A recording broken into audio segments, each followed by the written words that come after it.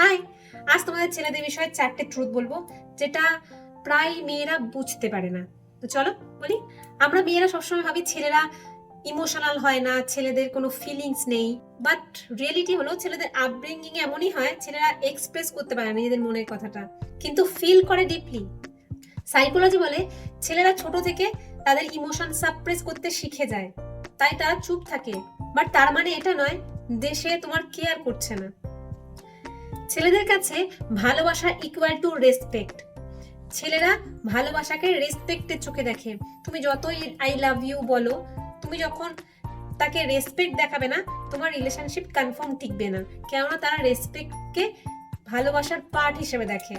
ছেলেরা পিস চায়, ড্রামা নয়। তাই তুমি বারবার টেস্ট করলে, ওভার থিঙ্ক করলে, তাই তারা ধীরে ধীরে চুপ হয়ে যায় আর তোমার সাথে একটা ডিস্টেন্স ক্রিয়েট করে। যে ছেলেটা সিরিয়াস, সে লাউডলি নয়, কোয়াইটলি ইনভেস্ট করে। সবাই শো অফ করে না।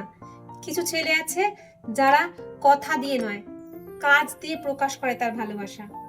সো আমরা যতটা ভাবি ছেলেরা অতটাও কমপ্লিকেটেড না। ওরা ভালোবাসাকে অন্যভাবে প্রকাশ করে, আমাদের মতো করে নয়, তাই আমরা বুঝতে পারি না। বাট ফিল তো করি অবভিয়াসলি, তাই না? এই 4টে ট্রুথের মধ্যে তুমি কোনটা এক্সপিরিয়েন্স করেছো সেটা অবশ্যই কমেন্টে জানাও, এবং তোমার সেই তাকে গিয়ে ট্যাগ করে দাও।